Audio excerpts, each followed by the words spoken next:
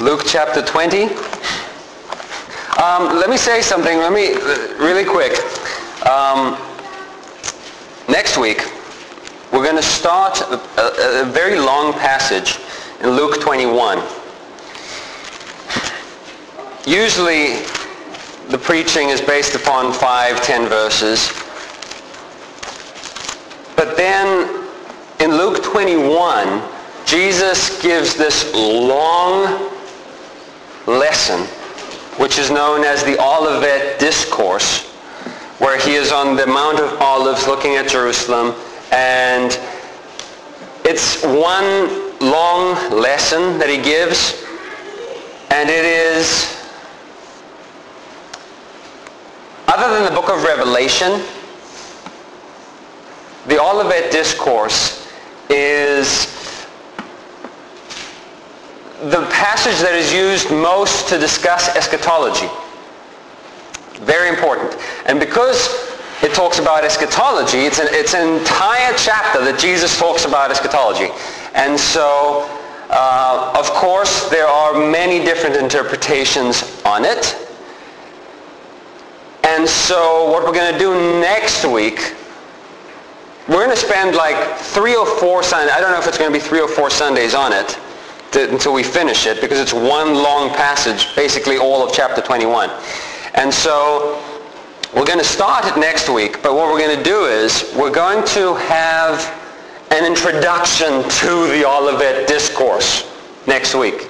And we're going to deal with some of the different interpretations of it and what the problems are of each interpretation, so we can kind of say, well, which interpretation has the least problems? Because eschatology is difficult. If you meet someone who thinks that eschatology is not difficult, I don't think they've studied it too much. They've probably read a book on it, and I've read a book, so I've figured it all out. It's not that simple. And so we're going to look at a bunch of different interpretations, and we're going to do an introduction to it, and then the week following, we're going to go through it verse by verse. And the reason I'm saying that is, if you miss next Sunday, it's not that you won't understand the following weeks. You will, but there may be some gaps, some questions like, whoa, where did you get that from? Well, we're going to talk about it in the introduction. So just letting you know, if you miss next Sunday, the following Sundays, you may have extra questions. All that to prepare you for what's coming. So, shall we finish Luke chapter 20? We're going to read the last 3 verses of Luke chapter 20 and the first 4 verses of Luke 21. The chapter breaks are not inspired by God. They were added centuries later, so we can just read through. It's all right. So Luke 20, and we're going to start in verse 45. Then, in the hearing of all the people, he said to his disciples, "Beware of the scribes, who desire to go around in long robes, love greetings in the marketplaces, the best seats in the synagogue and the best places at feasts, who devour widows' houses, and for a pretense make long prayers. These will receive greater condemnation." And he looked up and saw the rich putting their gifts into the treasury.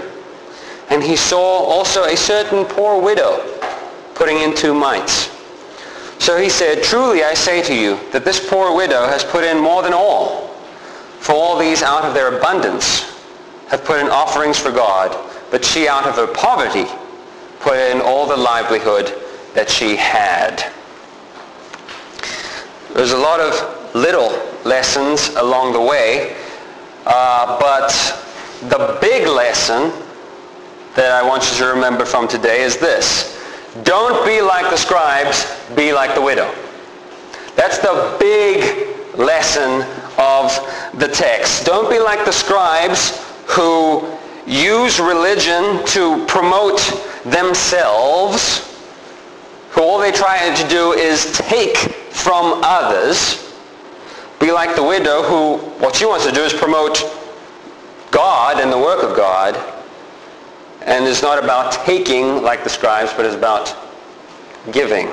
That is the widow. So that's the big lesson. If you fall asleep from now on and you don't listen to anything else, that's the big lesson. So, what's the context? Always remember the context. This is, whenever I discuss theology with people, people throw out random verses, and whenever they throw out a random verse, I say, what's the context? I don't know. They never know. They never know. They heard a sentence or a phrase, and they assume that they've got it all figured out. We need to know what's going on. So, this is the end of Jesus' public ministry right here. 3.5 years of Jesus' public ministry ends in Luke chapter 20. Now, that doesn't mean that he doesn't continue to teach his disciples. He continues to teach all the way to the end. But as far as speaking to the crowds, this is it. This is the end, and it ends with a condemnation on the Jewish leaders. He's been doing this for a long time, and this is how it ends. Luke only gives us 3 verses, the end of Luke chapter 20.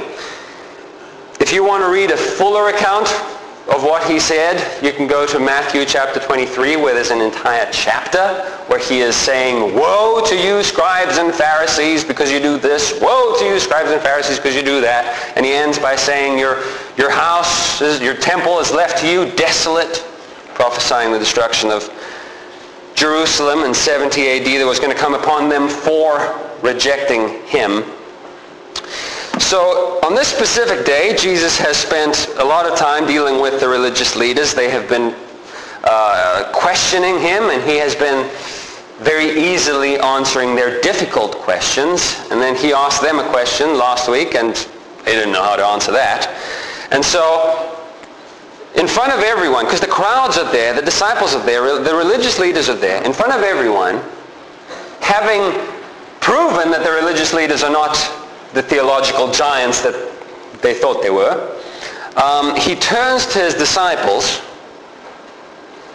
in front of everyone and starts condemning the leaders. This is what he says. Verse 45, then in the hearing of all the people, he said to his disciples, beware of the scribes. Stop right there for a moment. Who are the scribes? The scribes are Pharisees, but they're the leaders of the Pharisees. Okay, there could be some scribes who are not Pharisaic in their theology, but the overwhelming majority was. They were Pharisees. They were the leaders of the Pharisees. Why are they called scribes? Because they're the ones that made copies. They're the ones that made copies of the scriptures.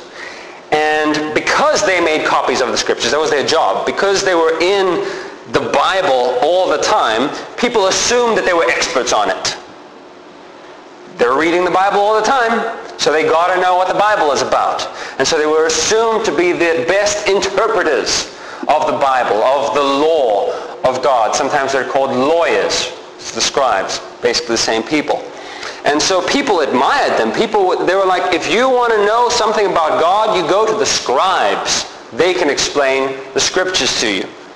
And because of that, the scribes tended to be a bit arrogant, they were very happy about the fact that people looked up to them and honored them so much. And so Jesus here says, beware of the scribes. Now, when you say to someone, beware, that implies danger. If you go to a park and there's a sign that says, don't step on the grass, it's not going to say, beware, don't step on the grass. You're not going to die if you step on the grass. It's not the end of the world. You'll ruin the grass, but it's okay. You're not going to get hurt. You may see signs that say, beware of the dog, because the dog can come get you. Or if you're on the metro, say, beware of the tracks have electricity. Don't get down there. They'll zap you and kill you. Okay? If there's a serious danger, you say, beware. And Jesus doesn't use words lightly. So he says, beware of the scribes. And I know that a lot of people, when I say things like, beware of Greek Orthodox priests, or beware from Catholicism, or the JWs, beware of false religion. I know a lot of times, that people say, Nico, you're being very harsh. You're being very mean. You're being very unloving. The thing is, it's a pastor's job to protect the flock from wolves. You don't invite the wolves in and say, hey, come on, hang out with the sheep. Paul said that Satan appears as an angel of light, and his ministers do the same thing. Satan's ministers, Satan has ministers, who pretend to be holy, who pretend to be righteous, and they come in wolves in sheep's clothing and try and destroy the Christian church. And so it's not a small issue, and Jesus knows it's not a small issue, and we have to warn the people against false teachers. And that's what Jesus is doing here. He says, beware of these people, because they are the ministers of Satan in this case. And I'm not being extreme. Jesus used this language all the time. I think it's in John chapter 8. He calls them sons of the devil. In Matthew 23, he says, you go and you make one proselyte, and you make him twice the son of hell that you are. This is serious language. So he says, beware, because they can harm your souls. Someone can come and harm your body, and your body will heal. Or even if it doesn't heal, when you get to heaven, everything will be fine. Okay? But if someone harms your soul, that can have eternal consequences. So it's not a small issue.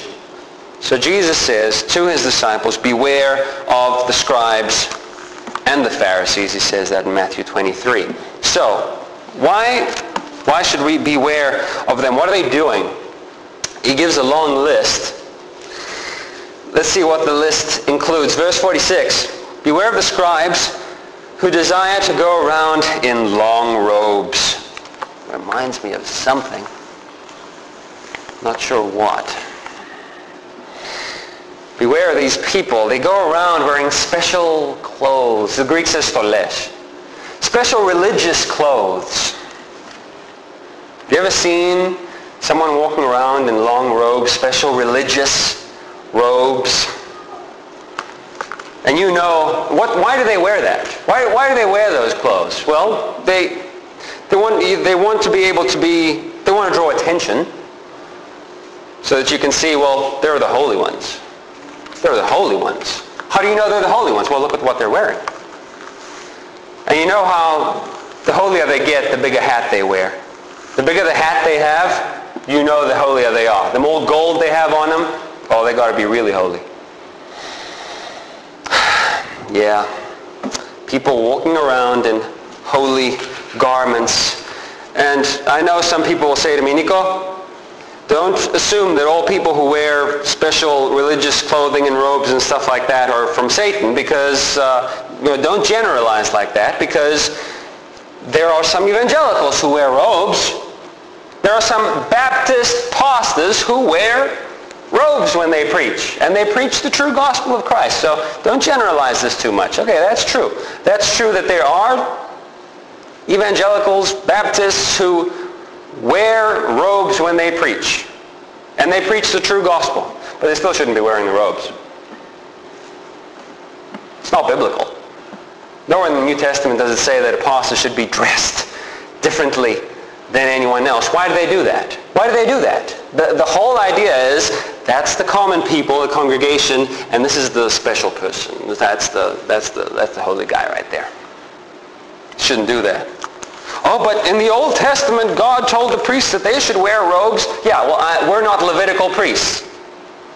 Okay? We're not. So, don't do it. That's what the scribes did. They loved doing that. They loved walking around in their special clothes so that people would know they are the holy ones. What else did they like? Verse 46, so they desire to go around in long robes, and they love greetings in the marketplaces. Now, this is not talking about, hey, how you doing? In Matthew, where it talks about this more, what they loved is special the greetings were special titles, exalted titles. Oh, Father, Holy Father, it is an honor to be in your presence. Oh, Rabbi, oh, whatever. They loved those titles. They loved being revered by men. Now, a bunch of people who do that today. Everyone in Greek Orthodox Church, Roman Catholic Church, Father this and Father that. Even though in Matthew 23, Jesus specifically says, don't call religious leaders Father. Bible. Never mind. I had a friend at this place where I was working, teaching English, and he found out that I was a pastor. And he says to me, oh, should I call you Padre? And I was like, no, please don't call me Padre. He said, should I call you Father? And I was like, that's the same thing. No. He said, should I call you Reverend? There are a lot of evangelical pastors who are called Reverend. Of course, the Bible says that God is the one who is Reverend. God is the one who is to be revered, not me. So I said, no, please don't. You don't have to call me Reverend. He's trying to figure out what he would call me. He said, can I call you a pastor? And I was like, it's not a title, it's what I do. I don't know. He was like, I'll call you P. I was like, okay, you can call me P. So, the scribes loved that. The scribe loved people calling them special names. Made them feel real good. What else? Verse 46, it says, so they loved the greetings in the marketplaces, and they loved the best seats in the synagogues and the best places at feasts. Well, of course. Of course you're going to sit in the best place at the feasts and the synagogues, because we're so special. I gotta sit somewhere where everyone can see me. I can see everyone else because, I'm more important than everyone else. Verse 47. Now it gets worse. Verse 47. Who devour widows' houses. Wow. So you have a woman whose husband has died. Husband has worked all his life to leave the house maybe, or money or something to the woman. She owns it now, but she doesn't have her husband there to protect her anymore and take care of the estate, take care of paperwork. That's where the scribes come in. You see? And how do they devour widows' houses? It doesn't specifically say, but there's a number of reasons. I mean, it could be, hey, oh, you're all by yourself now. You need help. You need help to deal with paperwork. You need help to deal with lawyers. You need help to deal with money issues. That's what I'm here for, to help you. I'll be in charge of that. Don't worry. And they say, oh, okay. And then they start taking what they can. Or maybe they'll be like, they know that this lady, her husband has died, so she's sad. Maybe she's feeling lonely, and so you go and you sit with her and you'll pray with her, and if you give some money to the church, to me, to help, I'm a man of God, so, God is going to bless you if you help out. Oh, okay. So the widows start giving them money. At the end, they have nothing, and the scribes have taken everything. That's what they did. They prey with an E, not with an A. They prey on those who are defenseless, unprotected, and they go after them. That's what the scribes did. And final thing that it says about them, for pretense they make long prayers. They make long prayers. In Israel at that time, there were special times of prayer. And so the scribes and the Pharisees made sure that when it's a special time of prayer, they made sure that they would be somewhere very public so that everyone could see them. And as soon as it's time for prayer, they would start. It was showtime. And everyone would look at them and they'd be like, wow, man, they're so holy. They're so eloquent. I wish I could pray like these people. Of course, they're not speaking to God. They're not trying to be heard by God. They're trying to be seen by men so that people can think that they're so great. That's what they did. Matthew chapter 6, you don't have to go there. I'll read it to you. In Matthew chapter 6, Jesus, speaking to his disciples, said, "And when you pray, you shall not be like the hypocrites." Know who he's talking about. "For they love to pray standing in the synagogues and on the corners of the streets, that they may be seen by men." And then he says, "But you, when you pray, go into your room, and when you've shut the door, pray to your Father who is in secret, and your Father who sees in secret will reward you." Prayer is not about showing off your spiritual ability. It's not about people pray long prayers thinking that the longer they pray they can convince God or something like that. Do you remember, I think it was back in Luke chapter 18, was it 18? With the Pharisee and the tax collector, when they went to the temple to pray, and the Pharisee stood up and he started praying, and then the tax collector says, "Lord, have mercy on me, a sinner." How long was that prayer? "Lord, have mercy on me, a sinner." 3 seconds?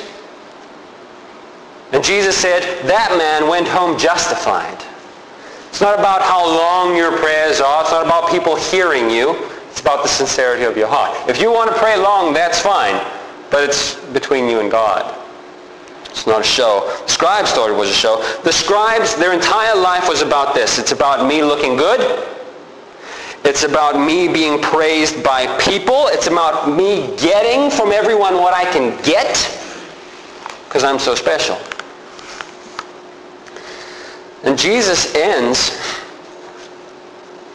by saying this: "These will receive greater condemnation." Not lesser condemnation because they're religious. So many people tend to think, well, if someone is religious, God has got to be happy with him. There's all these different religions, but those people who are religious, they just got to be a bit closer to God. Not the case. Jesus says these people who are extremely religious, they're going to receive greater condemnation. If you believe in a false religion, false faith, false God, whatever, you will be condemned for that. But if you are someone who teaches a false religion, it's going to be an even greater condemnation. Because you're not only accountable for your own soul, you're accountable for the people who are listening to you. It's not a joke. Let me tell you about myself. When I first wanted to teach, I read James, is it James chapter 4, where he says, don't become teachers, because we're going to receive a greater judgment. And I read that and I was like, oh, I'm not going to do it. Not touching that. But I couldn't let go.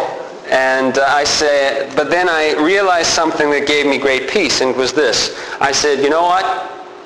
I am only going to teach what the Bible says. That's it. I'm going to take it verse by verse, word by word, and I'm only going to teach what the Bible says so I can be safe. I don't want to teach stuff that just because someone has been teaching it for 1,000 years, I'm going to teach it. No. What does the Bible say? And then we'll be okay. In Matthew 23, Jesus is furious. You can see that he's very angry with them. Towards the end, he calls them serpents and brood of vipers. He says to them, how can you escape the condemnation of hell? It's very strong language. And that is how Jesus ends his public ministry. Very strong words. So let's move into Luke 21.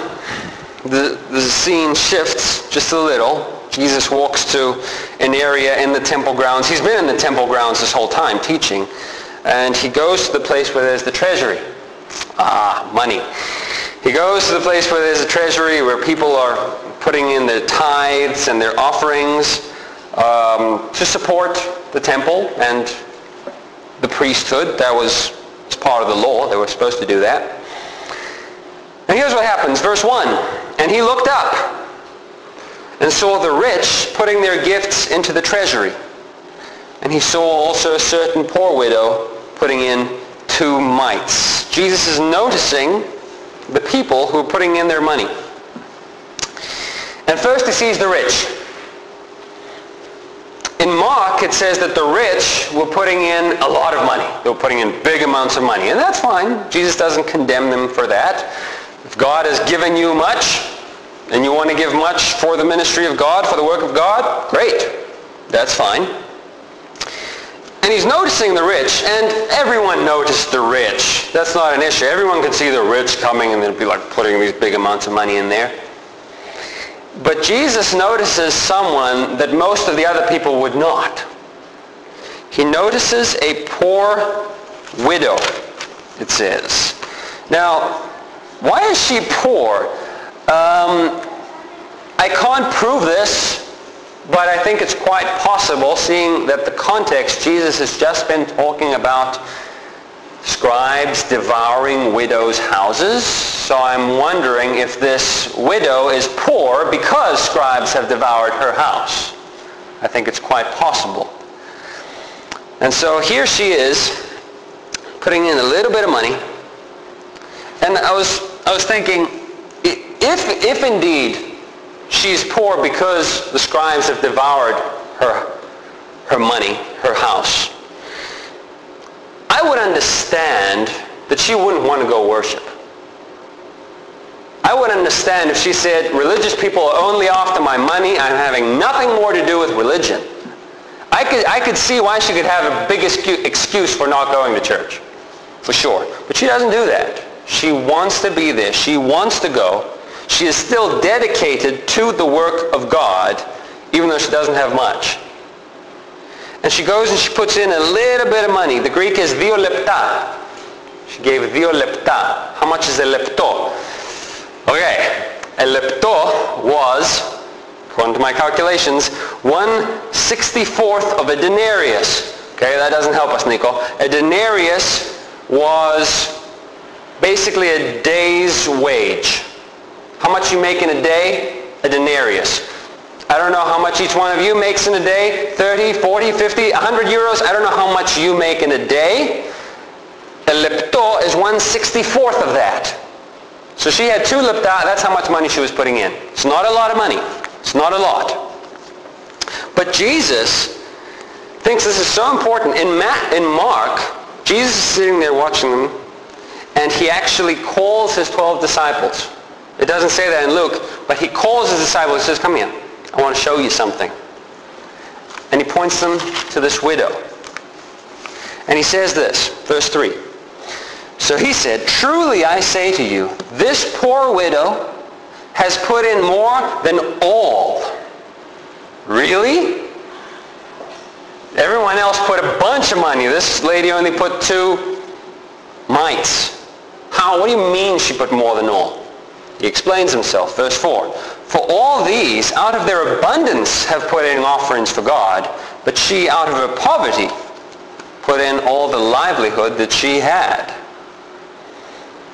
So Jesus measures our giving not on the amount that you're putting in, but on how much you have left. Think about that. He measures your giving about how much you keep rather than how much you give. And he says the rich people, yeah, sure, they can put in a bunch. They have a lot left over. It's not really a sacrifice for the rich people because they have tons of money left over. But she has nothing, and she gave everything she could. Now I know, thankfully there's no one here, well not thankfully, but there's no one here that's new who has never heard a sermon before, because I was thinking, man, if we have visitors today, they're going to think, here we go. I went to church one time, and the pastor is talking about money, giving, religion, they're all the same. But this is, how can I put this? This isn't simply about money. This is about our lives in general. She put in her entire livelihood. It includes money. This includes money, but it's not only about money. The question is, what do you give back to God from what he has given you? Because God has given you everything. The breath you have, the life you have, the family you have, the work you have. and the money you have, everything that you have in your life has been given to you by God. Everything. Remember Job when he lost his business and he lost his health and he lost his family? What did he say? The Lord gave and the Lord has taken away. Blessed be the name of the Lord. He understood that everything I have is from God. So the question is, from everything that you have, what do you give back to God for the work of God, for the ministry of the gospel? How do you help? What do you do? And you may say, Nico, I don't have money to give. That's fine. Don't give money. If you don't have money, you can't give something that you don't have. So if you don't have money, fine. Don't give money. No one is forcing you to give money. But what can you give? What do you do? How do you help out the work of God? Do you want a church to grow? Do you want believers to be edified? Do you want the gospel to go out to the world? Do you want to support the ministry of God? How do you help? What do you do? What about your time? Do you use your time? Do you use your time to promote the ministry of God? Well, I don't have time. Okay, your time, your money, your efforts, your talents, what is it that you can say, I'm going to give of myself for God? This woman said, all I got is 2 cents, but hey, I'll give that. That's all I got, that's what I'll give. All right? What are we doing? Maybe all you can do is pray. That's fine. Prayer is great. Are you doing it though? Are you praying? What are you doing? How are you trying to help the cause of God? The Bible says we need to examine ourselves. Like I said in the beginning of the lesson, are we like the scribes or are we like the widow? Those are the two options. The scribes are about, this is my life. My life is about me. My time is for me. My money is for me. My stuff is for me. Everything is about promoting myself. It's about getting from others everything that I can get. Me. I'm even going to use religion to promote myself. The widow says, no, my life is in God's hands. I'm not going to promote myself. I want to promote the ministry of God. It's not about getting everything I can. It's about giving everything that I can. That was the widow's view of life. So that's the question for all of us. What are we doing? Are we giving our lives, or are we just giving scraps? You know, I had a couple of some change. There you go. Kind of like we give to beggars. You know, if I have something, if I got nothing better to do, I'll get up on a Sunday morning and go to church. You know, if I